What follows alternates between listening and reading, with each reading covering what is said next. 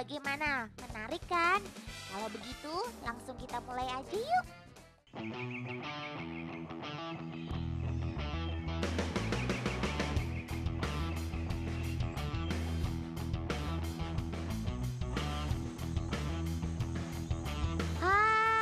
Om ini sih Otan kenal. Namanya Om Polce. Loh. Om lagi ngapain? Bersih-bersih ya?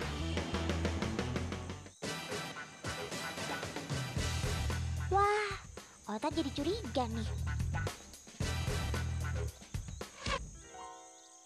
Itu rumput-rumput mau dibawa kemana ya? Ini saatnya detektif Otan beraksi.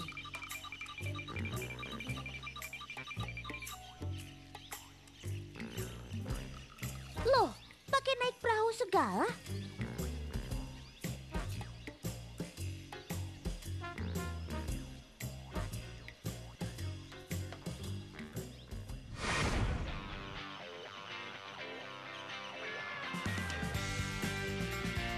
Dan rumput tadi ditanam di air. Wah, makin penasaran nih Otan.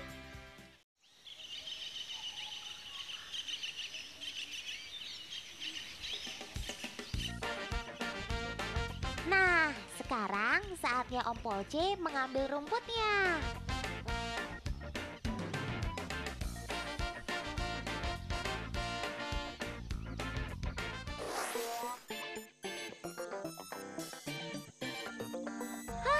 Ini mah Otan tahu binatang apaan. Ini sih nimfa capung jarum, atau orang setempat menyebutnya dengan komo.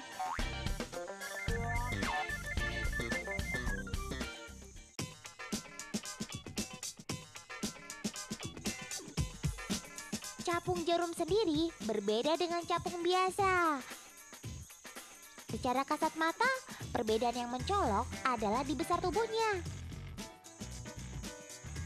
Capung jenis biasa jelas lebih besar ukuran tubuhnya.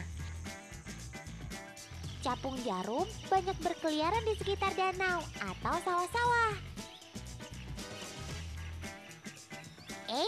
Tapi dia ini tidak merugikan petani di sawah loh. Dia akan menjadi hama apabila si petani memelihara ikan di sawah-sawah. Mau tahu kenapa? Di dalam air, nimfa capung jarum adalah predator yang sangat ganas. Makanannya adalah anak-anak ikan. Tidak peduli apa jenisnya, anak ikan yang lewat di depannya pasti akan dilahapnya. Karena itu, nimfa capung jarum ini juga merupakan hama bagi para peternak ikan. Waduh, berbahaya juga si nimfa ini ya. Oh iya, kok si nimfa ini bisa ada di dalam air ya? Sudah Otan duga, pada nggak tahu kan jawabannya? Sini, Otan kasih tahu.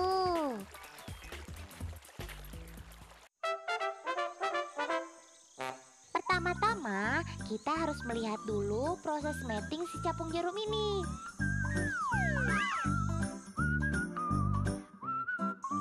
Capung jarum mempunyai proses yang cukup unik. Si jantan akan menusukkan buntutnya ke pangkal kepala betina. Wih, nempel terus, kayak perangko.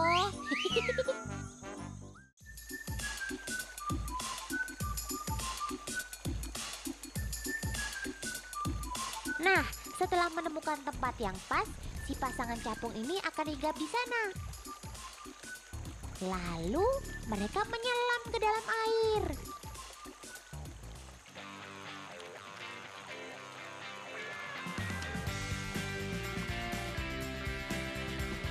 Dan meletakkan telur-telur mereka ke rumput-rumput atau tanaman yang terendam air.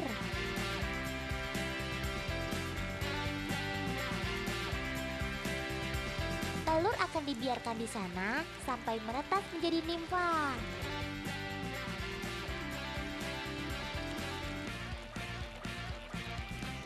Teman, Itulah sebabnya si nimfa atau bakal capung ada di dalam air. Ada fakta unik tentang si nimfa ini loh. Proses dari telur sampai capung dewasa lalu mati bisa mencapai 6 bulan sampai 6 atau 7 tahun. Dan saat menjadi capung dewasa, umurnya hanya bertahan di kisaran 4 bulan saja. Sebagian besar hidupnya berupa nimfa. Maruk juga ya si nimfa ini. Kalau si nimfa ini mau apa ya? Pelan-pelan ya, takut si nimfanya kabur.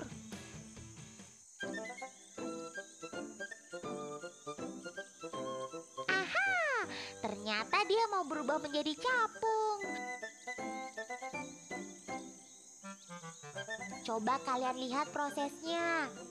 Wah, keren banget ya.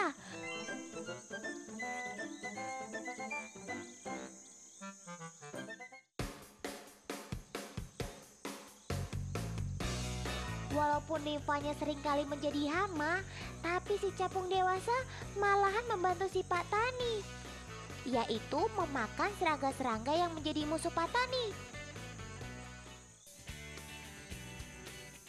Tuh, yang satu itu sedang asik makan. Kayaknya lezat banget tuh. Tenang, Otan gak akan minta kok. Teman, kalau si nimfa dan Om Capung Jarum ini biasanya menjadi predator, maka dalam rantai makanan yang lebih besar lagi, mereka justru menjadi makanan dari predator lainnya. Burung misalnya, serangga-serangga lainnya, atau manusia seperti si Om Polce tadi. Dan yang lebih sering memangsa si capung adalah laba-laba.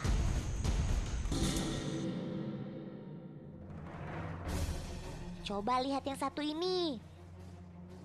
Dia sudah terperangkap jaring laba-laba. Awas Pung, laba-labanya sudah mendekat. Cepat bebaskan dirimu.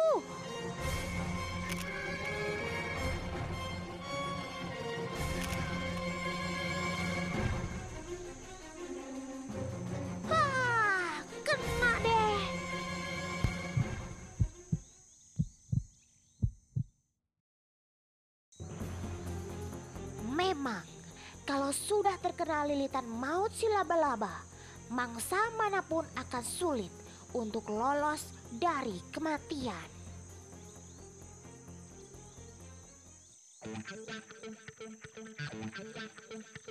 Si laba-laba ini tidak menggigit, melainkan menghisap cairan korbannya sampai kering. Proses memakannya pun memakan waktu yang tidak sebentar. Ini tergantung ukuran mangsa si laba-laba.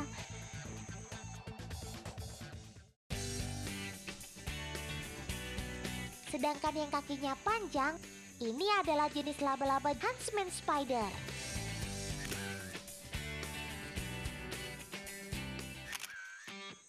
Jenis ini ketika beranjak dewasa tidak lagi menggunakan jaring untuk berburu, melainkan menggunakan keahliannya berkamuflase untuk mendapatkan mangsanya.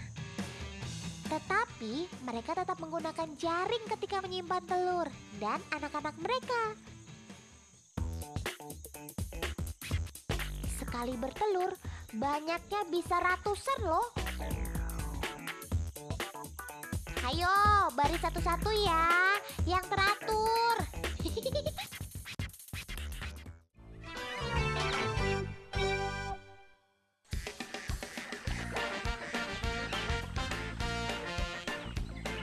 Kalau tadi kita sudah sampai di Danau Linau, sekarang kita lihat danau yang lainnya yuk.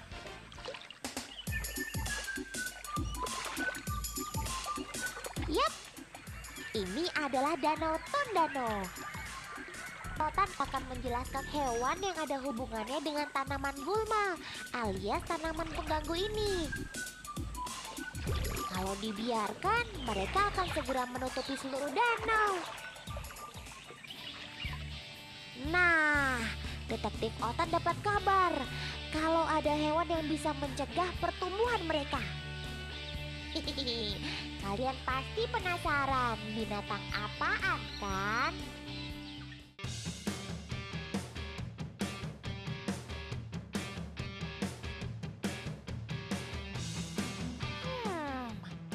Mereka sedang ngapain ya?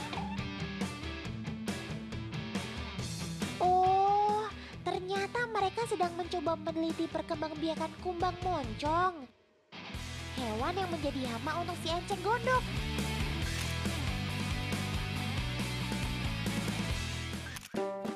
Si kumbang moncong ini berasal dari negara yang sama dengan enceng gondok, Brasil, Amerika Selatan.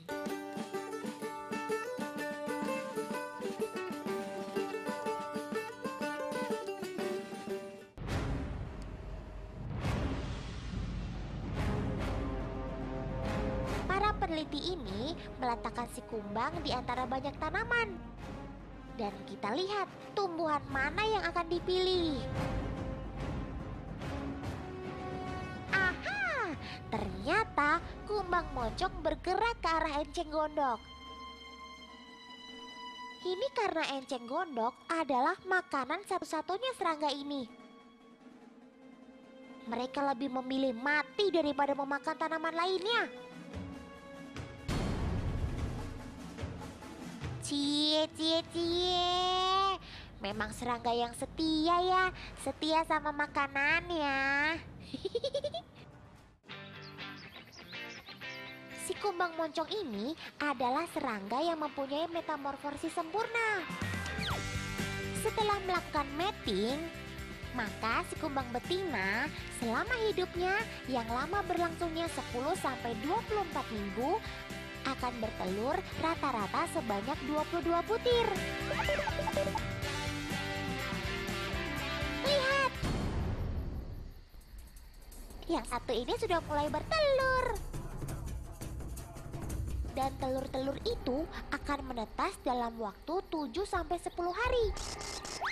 Dengan persentase penetasannya 98%.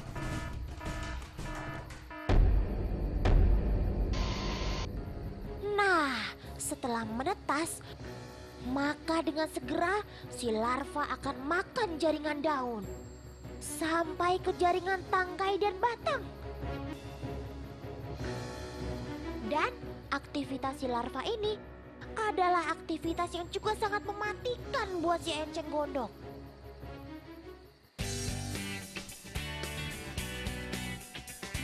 Oh iya, Otan lupa bilang nih. Si kumbang adalah hewan yang cukup rakus loh. Nafsu makannya cukup tinggi. Pokoknya bukan Otan banget loh. Dan bekas makannya akan meninggalkan jejak berupa bercak-bercak putih. Dan ini akan menghambat pertumbuhan enceng gondok. Oh iya, kakak-kakak peneliti ini juga mencoba untuk memperbanyak si kumbang dan menyebarluaskannya loh. Ibu peneliti mencoba mengisi telur kumbang moncong ini pada si enceng gondok.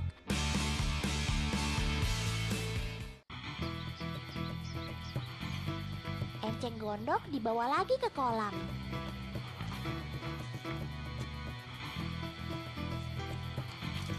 Dan dibiarkan selama kurang lebih 1 bulan.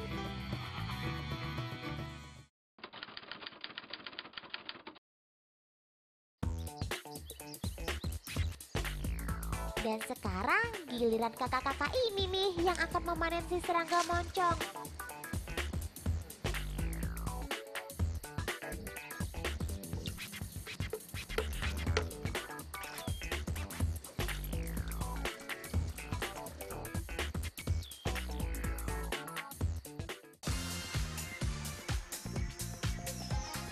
Oke kumbang moncong.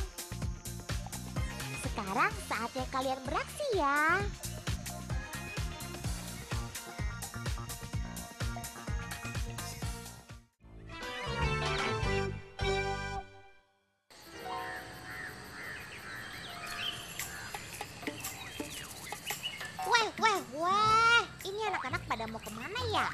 jadi curiga nih. Lagian bukannya pada nonton Otan di rumah, ini malah keluyuran ke semak-semak. Harus diselidiki secara seksama. Nah, itu mereka ngambil apaan ya? Oh, ternyata pada nyari binatang ini toh. Ini mah detektif Otan tahu binatang apaan. Ini adalah belalang, atau dalam bahasa kerennya grasshopper. Di beberapa daerah, belalang memang dicari untuk dikonsumsi. Selain rasanya yang cukup lezat, belalang juga dipercaya sebagai makanan penyembuh sakit gatal. Tapi, setahu Otan, si belalang itu banyak banget jenisnya. Ada sekitar 8.000 spesies belalang yang diketahui hidup di dunia ini. Dan beberapa di antaranya hidup di negara kita tercinta ini. Yang sekarang sedang kalian lihat ini adalah belalang jenis belalang kepala hijau.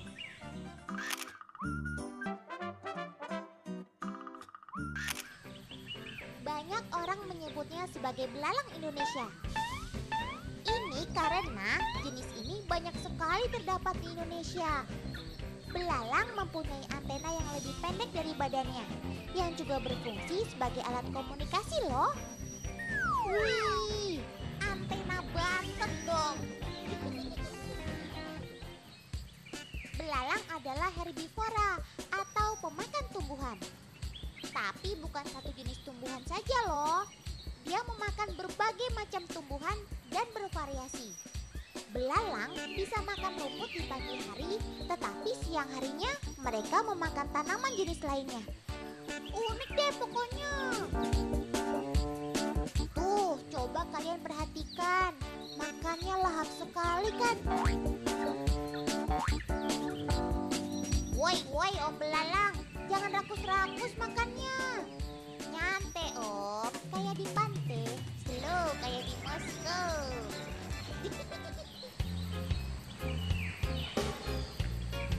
Si belalang bisa juga menjadi hama bagi kebun Pak Tani karena nafsu makannya ini. Bayangin aja, 50 ekor belalang bisa menghabiskan makanan setara dengan 1 ekor sapi dewasa. Wih, dasar tukang makan. Oh iya, si Mister Belalang ini juga mempunyai sayap, teman. Walaupun sayapnya tidak digunakan untuk terbang, tapi hanya sebagai daya dorong saja. Belalang lebih sering menggunakan kakinya yang berotot itu untuk melompat. Dan dia bisa melompat sejauh 20 kali panjang tubuhnya loh. Orang punya sayap kok nggak dipakai. Kalau Otan punya sayap mah pasti terbang keliling dunia deh.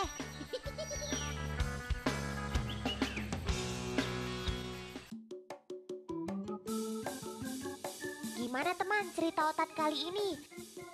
Seru dan mantap kan? Karena itu, jangan lewatkan cerita dari dunia binatang.